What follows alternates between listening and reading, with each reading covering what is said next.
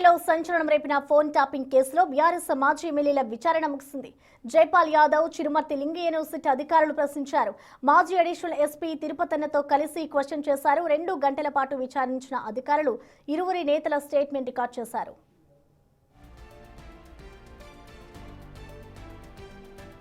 తాను ఎమ్మెల్యేగా ఉన్న సమయంలో ఎస్ఐబికి 2 ప్రైవేట్ నెంబర్లు ఇచ్చినట్లుగా తెలిపారు జైపాల్ యాదవ్. అది కూడా పోలీస్ అధికారులు అడగడంతో ఇవ్వాల్సి వచ్చిందన్నారు. ఆ నెంబర్లతో వాళ్ళు ఏం చేశారు అనేది తెలియదన్నారు. ఎవరైనా ఫోన్ నెంబర్లు అడిగితే కామన్ గా ఇస్తాం, అదేవిధంగా పోలీసులు అడిగితే ఇవ్వకుండా ఉండలేం కదా అన్నారు జైపాల్ యాదవ్. తిరుపతన్న తనకు సమీప బంధువు అని చెప్పారు. ఏదో 2 నెంబర్లు మా కళకు సంబంధించిన వ్యక్తులు ఇచ్చిందని చెప్పి సిట్ వాళ్ళు నన్ను గతంలో పిలిచిరు, ఇప్పుడు కూడా పిలిచిరు. దాని విషయం అడిగినప్పుడు ఎస్ఐబి వాళ్ళు అప్పుడు 2 పేర్లు చెప్పి 2 నెంబర్లు ఇవ్వమని అడిగారు. అప్పుడు 2 పేర్లు 2 నెంబర్లు నా ఫోన్ నుంచి మా పిఎఫ్ ఫోన్ నుంచి కూడా పంపించడం జరిగింది. అది ఎందుకొరకు అడిగారు, ఎందుకొరకు తీసుకున్నారు, దానికి మాకు సంబంధమే లేదు.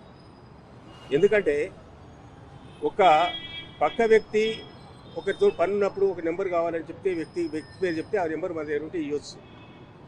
కానీ ప్రభుత్వంలో ఉన్నటువంటి అధికారులు అడిగినప్పుడు వాళ్ళు మరి ఆ నెంబర్ల గురించి వాళ్ళకి ఏం సమాచారం ఉంది, ఎందుకు అడిగారు, మరి ఆ నెంబర్లతోటి వారికి ఏం పని ఉంది మాకు తెలియదు వాస్తవంగా. కానీ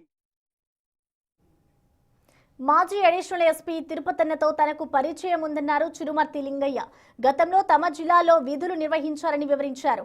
ఆయన ఫోన్ నెంబర్లు అడిగినప్పుడు పరిచయం ఉన్న వ్యక్తి కనుక ఇచ్చారన్నారు. తాము జనంలో ఉండే వ్యక్తులమని, టాపింగ్ చేయడం లాంటి పనులు తమకు తెలియదన్నారు. కోర్టు ఆదేశాలతో ఫోన్లు అడిగితే ఇస్తామన్నారు. అంతేకాని ఎప్పుడు పడితే అప్పుడు మొబైల్ ఇవ్వమంటే కుదరదన్నారు. ఫోన్ ట్యాపింగ్ అనేది మేము చేసే పని కాదు. అది అధికారులు ఎందుకు చేస్తారు, ఏం సంగతి అనేది వాళ్ళకున్న సమాచారం బట్టి వాళ్ళు సేకరించుకుంటారు.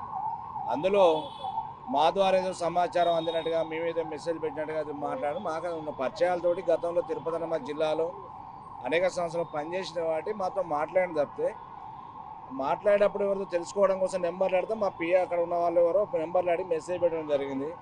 అందులో కొత్త ఏం లేదు. ట్యాపింగ్ అనేది అధికారులు కానీ వాళ్ళకున్న అవసరాల బట్టి అలా అక్కిర నిమిత్తం బట్టి వాళ్ళు చేసుకుంటారు. అందులో మేమేం చేయగలుగుతాం? ఈ రాష్ట్రంలో అనేక రకాల నిఘా విభాగాల మీద పనిచేస్తుంటుంది వ్యవస్థ. అందులో భాగంగానే వాళ్ళు ఏ రకంగా చేసుకుని ఎందుకు చేసుకున్నారు అనేది మనకు సమాచారం తెలియదు. అందులో మమ్మల్ని లాగి పదే మమ్మల్ని విచారణ పేరు పిలిచి ఇది పొలిటికల్ యాంగిల్లో చేస్తున్న సిచ్యువేషన్ కనబడుతుంది తప్పితే మరొకటి కాదు. తిరుపతన్న గారు ఫోన్ చేయడం జరిగింది. పలానాలు తెలుసా అని అడిగితే తెలుసు అన్నట్టుగా ఎవరు తెలుసుకుని చెప్పని చెప్పి అప్పుడు పబ్లిక్లో ప్రచారం ఉన్నాం కాబట్టి పక్కన ఉన్న వాళ్ళు ఎవరో నా నెంబర్కి ఎస్ఎంఎస్ చేశారు. ఆ ఎస్ఎంఎస్ చేస్తే ఆ నెంబర్